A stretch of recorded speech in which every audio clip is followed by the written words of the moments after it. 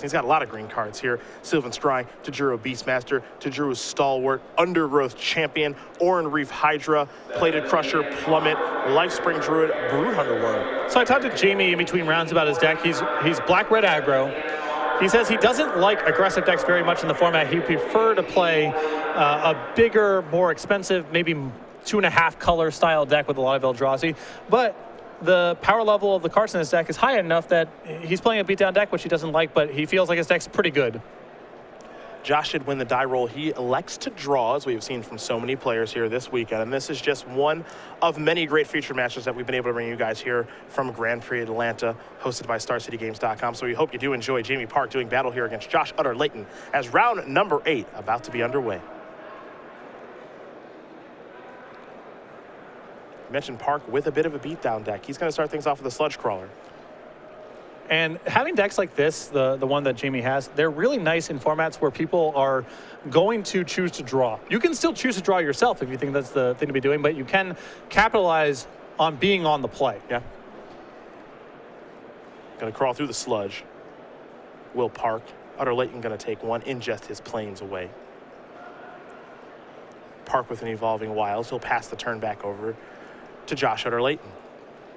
It's a Plains.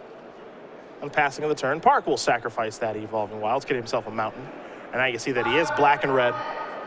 He's got the mana online. As far as colors are concerned, we'll see if he's got enough lands to actually operate as we make our way to Jamie Parke's third turn.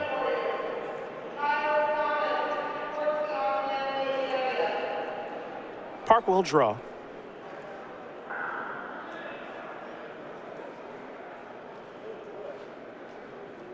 Barely able to register in time for this tournament was Jamie Parke. Took a late flight in. I got a stressful text message from him after midnight. Yeah. Saying, I forgot to register. what can I do? Please help me out. Yep, I got the same one. But Jared Silva, our man over at Organized Play, was able to help Jamie out. And he's making the most of it. Got in just the nick of time. He's 6-1. He's off to a good start this game. There is a forest for Josh Utter-Layton and just a passing of the turn. Kozilek Sentinel was the play for Parke last turn. Now, when you see a black-red deck, typically you're going to see a lot of Devoid. No real surprise there. There's just a lot of individually acceptable creatures that happen to be colorless. And so the Sentinel, it's innocuous, but it's still going to be more powerful in this deck than in most others. Sludge Crawler is going to be activated. Here's a Gideon's Reproach from Josh Utter-Layton. That'll take care of the annoying 1/1. The Sentinel will come through for a point of damage. The follow-up here for Parke is McKinney's Slide Runner. Much better on turn 2 than turn 4. So we'll see if Jamie has some lands to follow up with for that landfall creature. As we head back Utter-Layton's way, it's a forest, 4 mana, Courier Griffin. Seen a lot of those this weekend. Yep, it's just a good body against the beatdown decks naturally, and the control decks are vulnerable to flyers, so it feels good against both sides of the fence.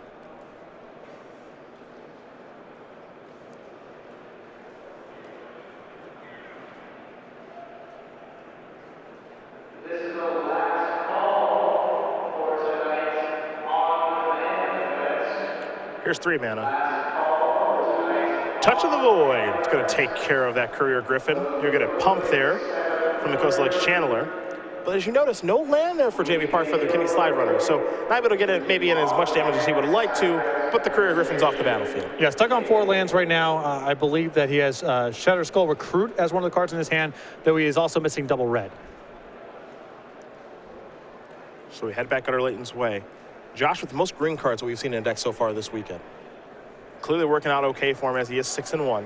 He's got some very nice green cards in the deck like Oran Reef Hydra and Undergrowth Champion. There's Lifespring Druid. Along with a copy of Sandstone Bridge. And now we're going to head back Jamie Parke's way. Parke will draw, picked up a mountain. That'll be a landfall trigger. Timely. Yeah. Not only is it a landfall trigger, but it's also land number 5 and the second red mana for the Shatter Skull Recruit. Into the red zone comes Parke. McKinney Slide Runner is a 3/2 trampler now.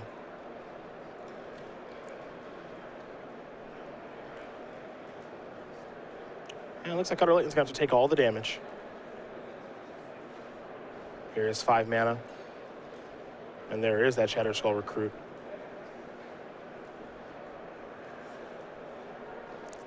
5-mana 4/4 Menace. And can't forget, it's also an ally. Comes up. Yep. They're all working together to take care of the Eldrazi. But a nice curved hopper for a deck like red-black aggro. Yeah. Especially you back it up with a lot of removal. Menace becomes a more powerful keyword. Bunch of mana here for Josh. Let's see what his plan is. That's an Oran Reef Hydra. It's got some counters now as well, so we'll take a look at that big thing. Some people feel very strongly about this card. Others don't believe it to be that good. It is very large. It's a 5/5. And when you play a forest, it'll get 2 more counters each time. If it's a non-forest, just +1/+1 counter. But the point here is that this thing can get very big very quickly. This card's very good, and in most sets, this would be a premier pick. And plenty of people like it and will take it very highly. The problem is that there's just a lot of cards like this floating around. There's not a lack of good 6, 7, 8 mana plays in the format, so it's not worth going too far out of your way for any of the particularly good ones. The Recruit will come in here for 4. Utter-Layton's going to fall down to 7. There's a Valakut Invoker. Now we head back Utter-Layton's way. Josh will draw.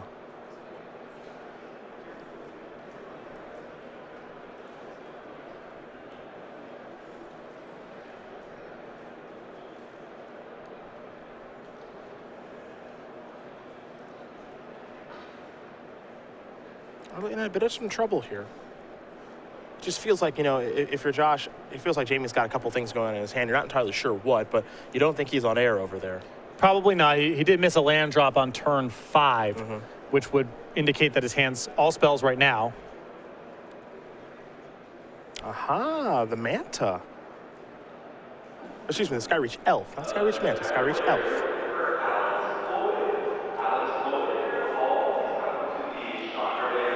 So it's a 3/3. And Josh right now really strongly representing a trick. Could have left a blocker back on defense there with that Druid leaving that available. I suppose at that point he is lacking blue mana, so cannot cast the Elf. But with Layton just passing here with a 3/3 flyer, you have to imagine there's some trick left over in his hand. Yeah. It feels like a spot where he's trying to induce Parke into attacking with everything, because this is not a bad spot to alpha strike on the board from Parke's perspective. But even something like Smite the Monstrous here, and Utter-Layton could wipe Parke out inside of combat. But the other side of this is how much better is the game going to get for Parke? He doesn't have nearly the same power, nearly the same top end that Utter-Layton does. Aha, there's the discard spell yet again. Everyone's got this card in their deck this weekend. Mire's Malice with Awaken.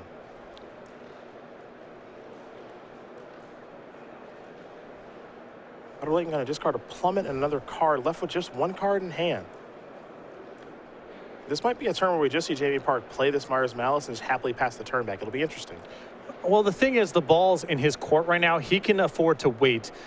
It's hard for Utter-Layton to go on the offensive, and if Parke is able to find a couple lands here, suddenly he starts activating the Valakut Invoker and can close out the game that way. So he can go wide next turn and attack with everything if the board looks that way. Utter-Layton probably can't attack him right now because he's so likely to get killed on the way back. And so Parke can kind of just hang back here. He doesn't necessarily have to attack.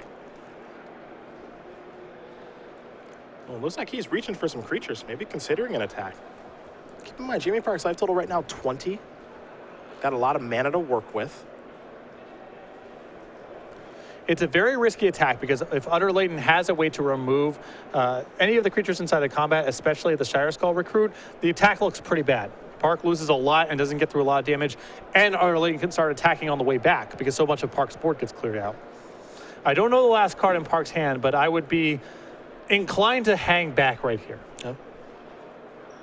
Just feels like something's going on. Gideon's Reproach, Smite the Monstrous. Yeah, Gideon's Reproach is also quite dangerous here. Jamie's trying to sift through what's going on. He says, you know what, let's go. All right.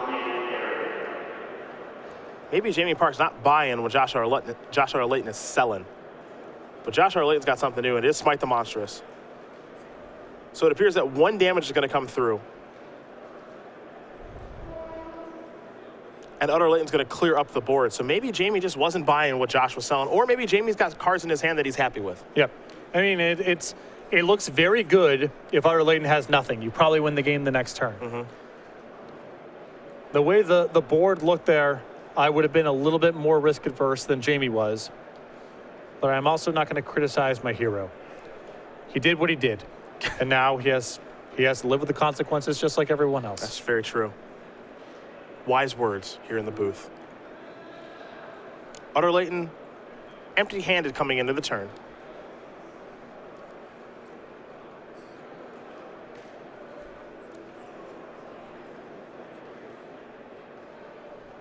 So what will Josh find for the turn? He is in the spot right now where lands are okay and spells are okay, and that's a pretty big spell. That's a Tajuru Beastmaster. That's going to enter the battlefield. It'll trigger everything +1/+1. Now the curious question is, how does Josh want to attack if he does want to attack? And also for Josh, how am I going to lose this game? Well, if he attacks with everything, the easiest way to lose the game is turn against. Yep. So I'd like a little bit of a conservative instinct here from Utter-Layton. He's got a commanding position. No need to risk it. Attacking with the elf there probably doesn't increase his clock and does leave him vulnerable to something like turn against. Yeah, what's so interesting about this is when you're playing against a black-red deck, you're typically thinking, okay, this is a deck that has removal or reach or some sort of trick like turn against, and I want to be able to balance things where I am able to kill you fast enough so I don't give you any extra draw steps while protecting my life total. Exactly. And that's very hard against black-red in most limited formats. Trying to thread the needle. Yep. Don't want the game to go on for too long. Also don't want to take any unnecessary risks. Find a way to not change the clock and protect yourself from particular tricks in the format. That's what Josh Utter-Layton's trying to do, and Jamie Parke's trying to make it very difficult for him.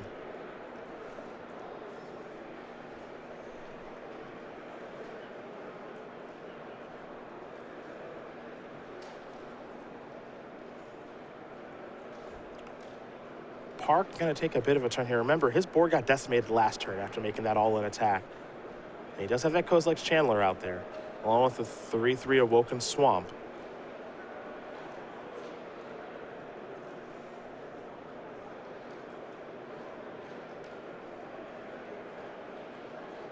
Aha, the Hellkite. There's a mountain that's going to take care of the Lifespring Druid, and that was Parke's big follow-up. So maybe he was hoping to just get some last points of damage through and finish the game off with that. But now we're heading back Josh Utter-Layton's way. For those of you wondering at home, Luis Scott Vargas walking with the match slip. No one knows how, but very impressive for Luis Scott Vargas. One more to go for LSV.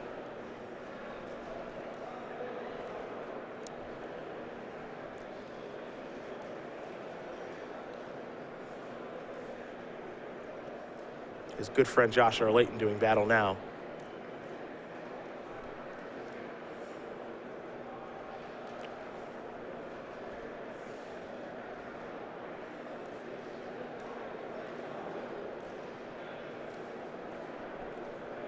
A lot of this depends on what Josh drew, of course. But on the surface, it looks like an attack with the Hydra is relatively safe. The minute he attacks with the Beastmaster, that allows Parke to chump block and maybe do something on the way back. If Josh did not play a land before combat, drew a spell. So we'll find out in a moment. Curious as to what the spell is. I feel like for Parke to keep himself in the game here, he can't try to trade with the Beastmaster. I think he's just got to chump block. He's just got to chump block it and hope that something comes off the top that he can pair with the Hellkite and his land in play to get the kill.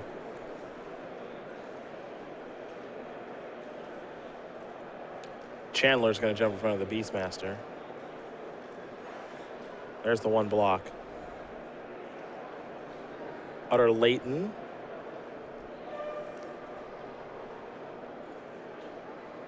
Appears as though he has a play. Sylvan Scrying. All right, well, Jamie is drawing live. If he has a removal spell here for the elf, he's good.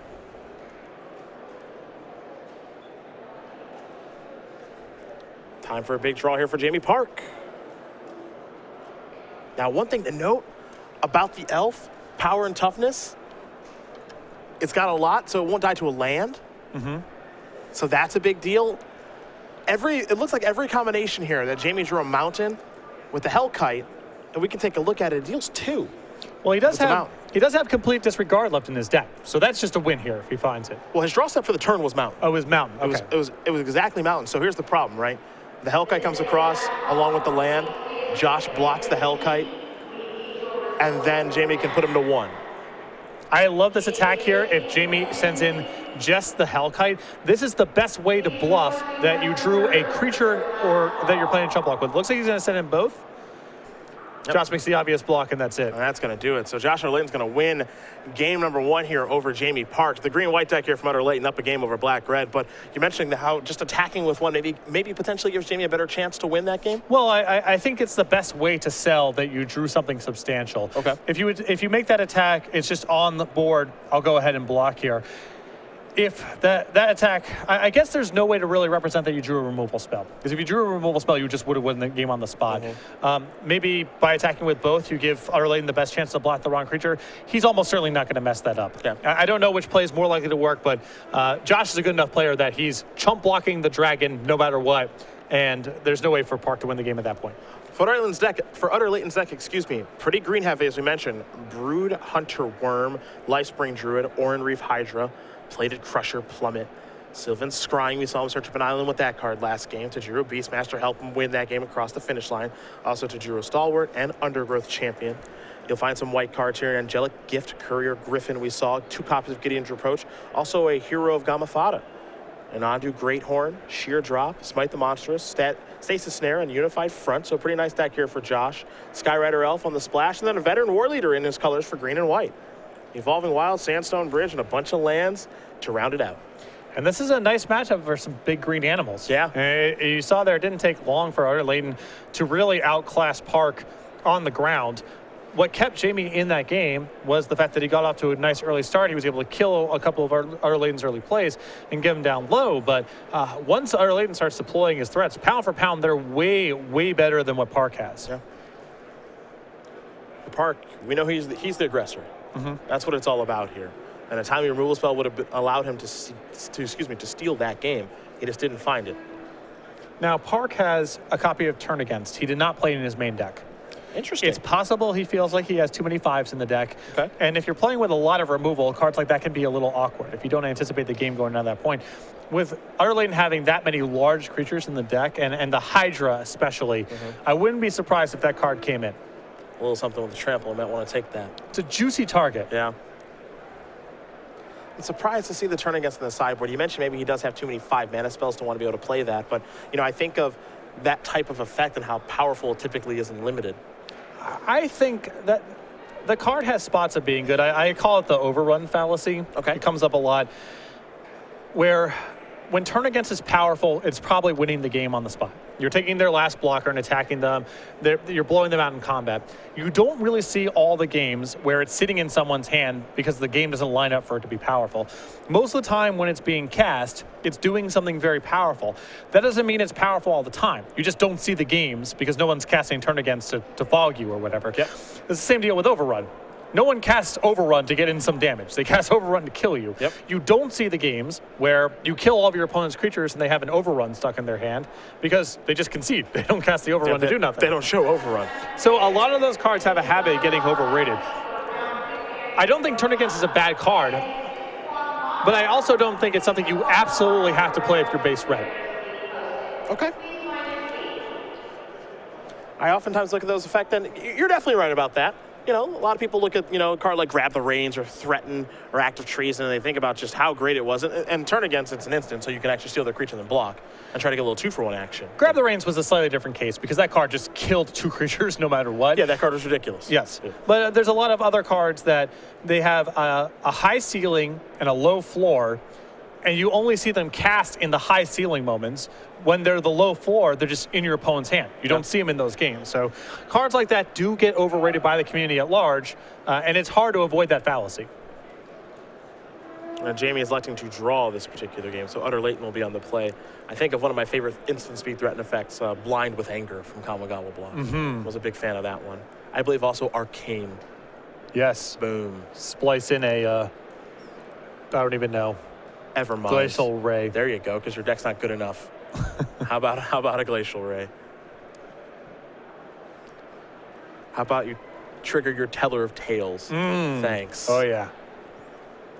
I played more of that format than should be allowable. I even know the names. I even know the functionality of all the stupid legends.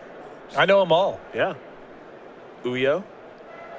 That was the 4/4 flyer for blue 4. Correct.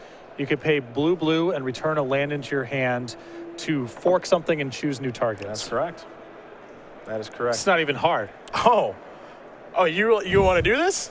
You sure you want to do this? I'm not sure. Yo, Jimbo. 3/5 flyer. 3/5 flyer. A white 4. I don't have it. I don't have it. I don't have it. I don't even know what it, I don't know what that does. You're gonna do all the trash talking. You want to go down this road? Oh, yeah, you're the one that said you knew them all.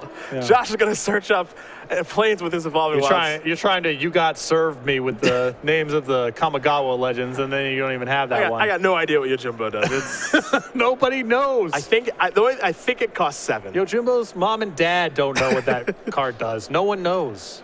Nobody knows. Parke does have land number 2 here. I'm sure Twitter knows. Twitter always They knows. have the internet on their phone. Like, that's not even hard. Parke gonna play a mountain.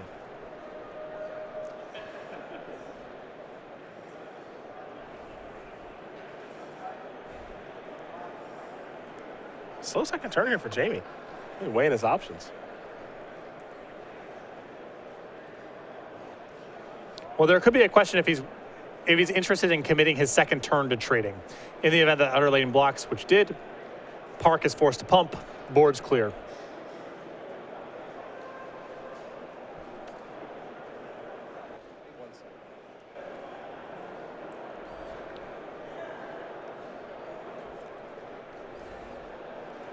Complete disregard.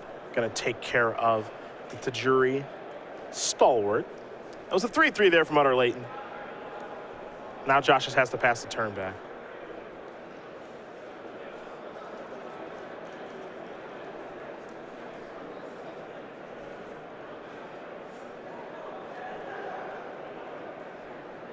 Turns out Yojimbo not a real card. Okay. I literally just ruined you. Not a real card. What am I thinking of then? Who's the 3/5 white flyer? I'm not sure, actually. It's Opalai Conda Yojimbo. That's the 1/4. So Yojimbo's just not even a real card. There we go. Now I know Opalai, because that's all a lot of playing White Weenie, but I thought Yojimbo was like a spirit legend. Yeah, I thought there's something that's pretty close. Yeah. Is it Yosemite? It's unclear. Nobody knows. Undergrowth champion here for Josh. We saw a great birthing from Jamie. He gets to make a Scion and draw a card.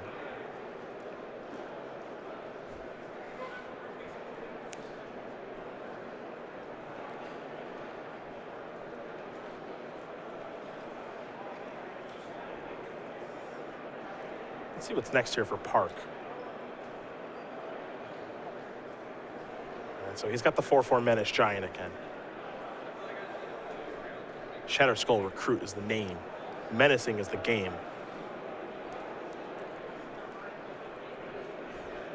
We'll see what's next here for Utter-Layton. He gets a counter on his Undergrowth champion. And now he's got the Oran Reef Hydra. Nice squad over here of large landfall creatures for Utter-Layton. Like, I'm digging it. I'm digging green. Why do people hate this color? It's good against red-black decks that lack evasion or a lot of power. Look what Josh is doing over here.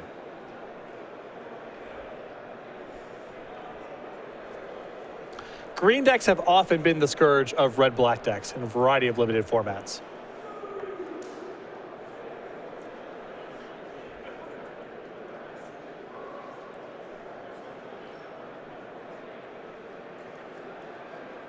Doesn't undo great hard. And now McKinney slide runner. So Parke trying to go wide here. That's the best way to try to get around green stuff. I mean, if it's just plays like this, it's not going to work. Yeah. Parke needs Parke needs removal spells, he needs evasion or some big breaker. But with Utter-Layton at 20, he's not going to be able to go wide. Was it Kami of the Honored Dead? There's some legend I'm thinking of. Was it that? There's a 4/7. It's just doesn't matter. For a number of reasons, it doesn't matter.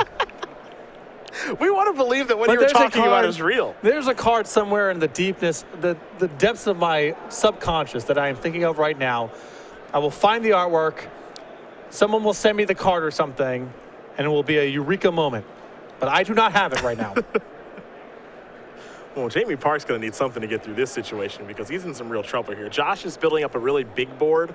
And most importantly, take a look at the life totals. Yeah, Utter-Layton last game, it got a little hairy because Parke was able to get him down to 7. And Parke fell just a little bit short of getting the last 3 points of damage. With Utter-Layton at 20, it's going to be really challenging. And I don't think Parke has a lot of terminates for creatures of this size.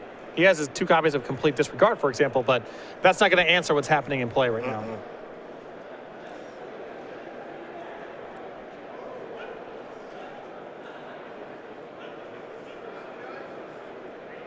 There's an island. A little landfall action.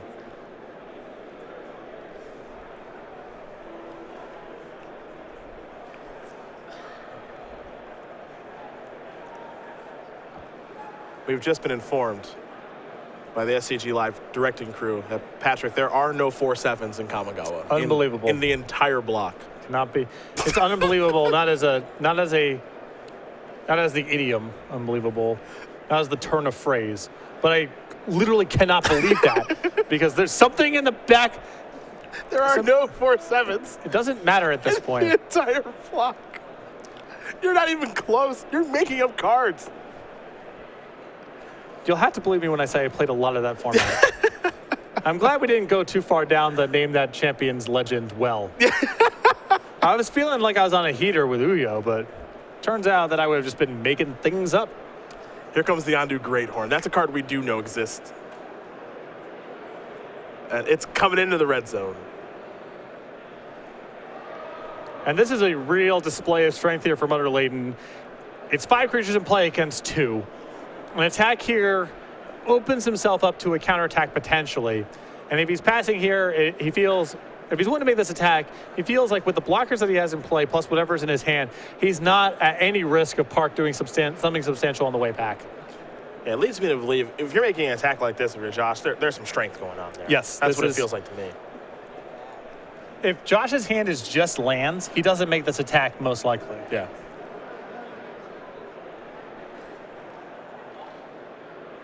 And now Jamie's got a real decision on what he wants to do as far as blocking is concerned. Because sure, he can throw some stuff in the way, but we can't forget about the Yondu Greatheart having first strike and with a landfall trigger, it has 4 power. But also Jamie could say, I could just take this 4 and move on. But maybe he wants to pick a fight right now. It's tough to say. The problem with taking 4 here is that the game state is likely to repeat itself next turn. And if you take too many of these shots, then suddenly the Hydra becomes an eligible attacker or the Undergrowth champion. So there is some incentive there. It looks like Parke is just going to let the hit come through, but he's not a clear no block. And now the Plated Crusher, using all of his mana to deploy a hexproof trampling large threat on the battlefield.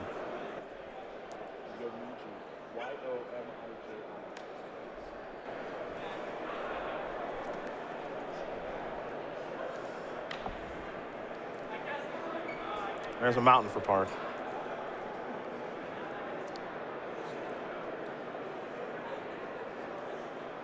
There it is. That's the one I was thinking Is that of. what we wanted? That was the art. That was the name of the card. There it is. 7 mana, 4 power, but only 4 toughness. Yumiji, who bars the way. There it is. That's what we were dreaming of.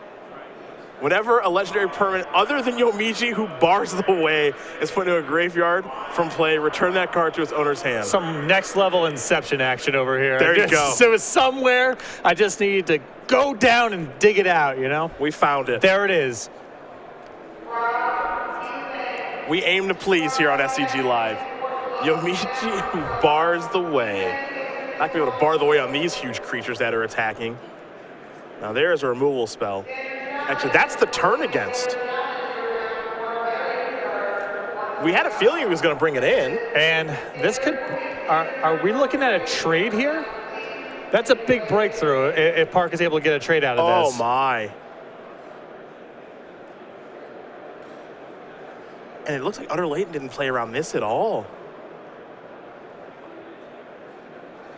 Well, we'll find out in a moment. Yeah, I mean, this either goes really poorly for Josh or only kind of bad. Our stasis snare. Okay, that's still a lot of resources out of Utter-Layton, but it's not the full blowout. If that goes through unchecked, it's possible Parke can start attacking next turn. So that's big for Utter-Layton that he was able to at least stave off that scenario. It's also worth noting there that stasis snare, it happens after blocks. And so there's 7 trample damage that comes through. Yeah. So 9 damage. Excuse me, Parke's down to 9 because of that block. Now, that's the appropriate block in my opinion because you're trying to get the trade there, but the stasis snare happens after blockers are declared. Now trample damage is assigned. Nothing to assign trample damage to except to Jamie Parke, so he falls down to 9. But I think Parke needs to go for broke there. If that block goes through, he's in a great scenario. And I don't even know what he's playing around by tenoring any of his other creatures to the block, so it still worked out fairly well for Parke. He did not get the dream scenario, which is Utter-Layton has nothing and you trade his 2 biggest creatures, but he at least staves off death for a little while. Now Parke is maybe considering attack. He's got to find a way back into this game. We keep playing this game the way that it is, Jamie's going to lose. Yes. He's got to figure out something to do. The turn against may have been his best thing that he could do, but that got taken to school. And that's why those early shots of damage do matter. You know, Parke falling from 20 to 16 early on in the game. With Utter-Layton still at 20, when he takes these kind of hits, Utter-Layton can play a land and just start attacking with everything. He's not at a huge risk of getting killed on the way back. And Parke will have to start chump blocking. Once that starts happening, it's hard for Parke to maintain any foothold in the game.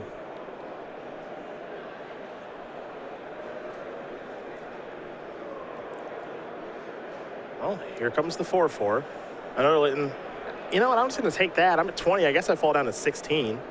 Let's see what the follow-up is here for Parke. The Valakut Invoker. That's the 8th land, is that evoking? Excuse me, that. Oh, Evolving Wilds, pardon me.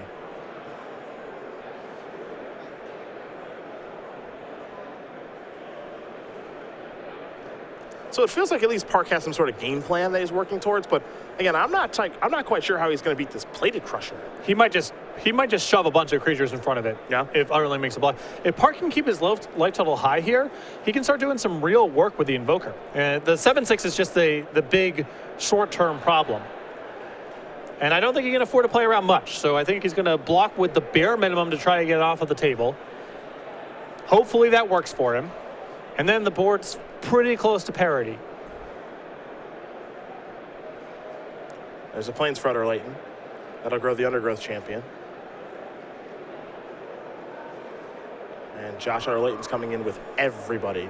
I suppose it grows the Ondu Greathorn as well.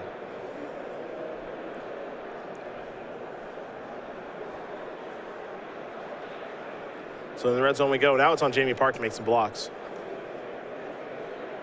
The thing that's tough here too is you don't really know what's in Utter-Layton's hand if you're Jamie Parke. I don't think Parke's going to play around anything here. Yeah. I don't think he can really beat a trick.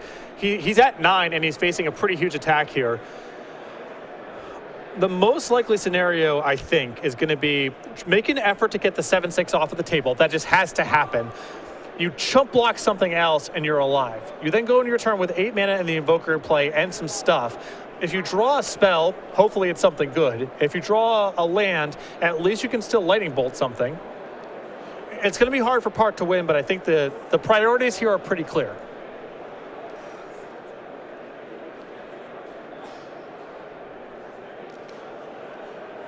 Get the 7/6 off the table, chump block, probably the Undergrowth Champion, try to whittle that down a little bit, and see what you can manage next turn. No, he's going to be doing some blocking.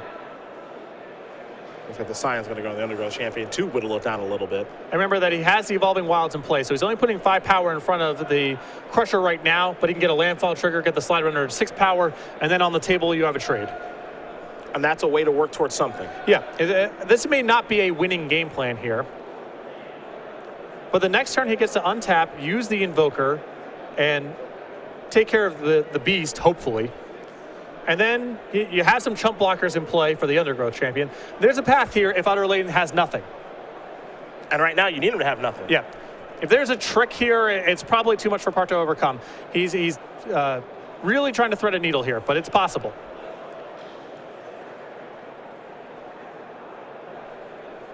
Utter-Layton with a follow-up. I believe veteran war leader. So Parke will take a look. And now he'll untap with 8 mana. Now, veteran war leader's power toughness for each equal number of creatures you control. So right now it's a 3/3. Tap another untapped ally you control. Veteran war leader gains either first strike, vigilance, or trample. But maybe Jamie Parke is turning the corner now. It was Parke who couldn't cross the finish line last time, and now it might be Utter-Layton that's having the difficulty crossing. So this is a really interesting scenario here. If you're in Parke's position, on the surface, you can kind of pass the turn back to Josh. If he plays a land before combat, you can shoot down the beast in response to the trigger. If he moves into combat, you can either let him attack or just try to gun down the war leader. But you do risk letting him draw a card that could blow you out. Yep. The safe play is to just kill something right now, but he gives up a little bit of equity because Josh's hands are kind of tied until Jamie makes a move with the Invoker. It looks like Parke's going to try to go for the higher upside play here and jam up Utter-Layton a little bit by not using the Invoker straight away. Curious as to what Utter-Layton draws in this situation. He's reaching for mana already. You mentioned there are some really bad things that can happen to Jamie Parke right now by passing the turn. But I think it's bad on the other way, because if you kill, if you kill veteran war leader and Utter-Layton goes, all right, untap, I drew a land, put it into play. Now you're double chump blocking. You're probably dead next turn. What's this? The Manta. Excuse me, the Skyrider Elf. Excuse me. I keep calling it Skyreach Manta. It's a 3/3 in the air.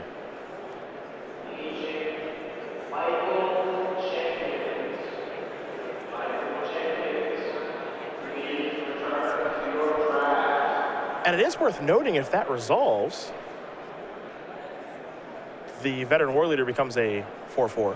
Well, I think that the philosophy here that Parke might be doing is it's not like Utter-Layton can really attack with anything other than the Undergrowth champion safely.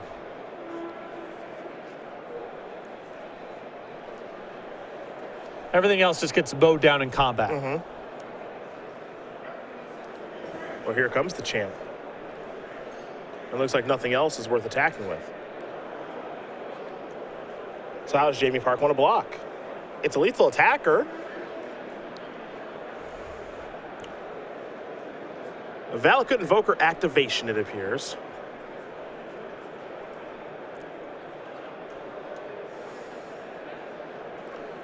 Gonna shoot the Undergrowth champion. Now block there. And now the way that Parke has this managed, the Invoker can kill the flyer. He's got 3 blockers to 3 attackers on the ground. He's in a good situation. It's tenuous. Yeah. A lot can go wrong here. But on the surface of it, Parke's got the game settled down a little bit.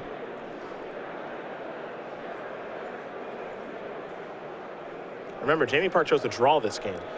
It is possible now that Parke will simply use the Invoker right away because he has to kill the flyer. That's untapping and attacking for lethal. He's just going to pass. This is risky. Okay. Not going to activate in the upkeep either, so a pump spell could be bad news. Could actually just be flat game over. A pump spell would be bad news for Parke regardless, but instead of being way behind, he would be dead.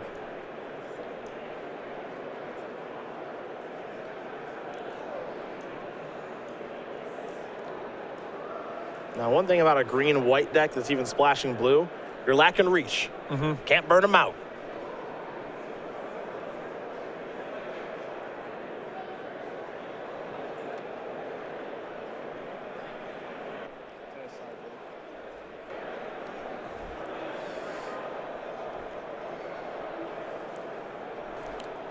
Utter-Layton must have drawn a good one here because he is certainly in the tank now. Well, the question is, can he force some sort of action to get the Invoker off the table? If he's drawn a land, for example, The Invoker has to kill the flyer. The Invoker then has to block. Once that's off the table, Utter-Layton gets a lot of breathing room. If he can't manage an attack, then he's just losing his elf and losing another creature next turn.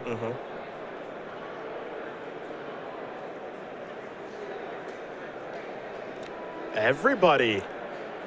Oh, wow. Smite the Monstrous was the draw. Wow. And if Parke's got nothing, that's game. There's only a way for him to contain 3 creatures. All of them are lethal. Yep.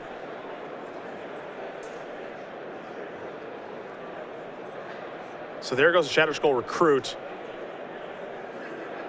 What a big draw there from Utter-Layton. Yep.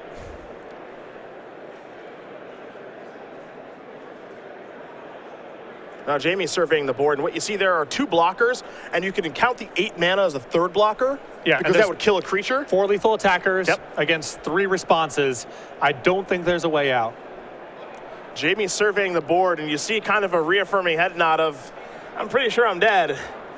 Yeah, and that's going to do it. Josh Utter-Layton's going to win this match over Jamie Parke, 2-0. Utter-Layton with his big green deck full of big green creatures, 7-1. He's locked up day 2 for Jamie Parke. He slides down to 6-2, and he'll be playing for day 2 next round. A real great pair of games there. Yeah. It looked like in game 1, Parke got ahead, only had to get through the last couple points of damage, but Utter-Layton managed his resources very well, had a timely Smite the Monstrous, and then quickly turned the corner and shut the door.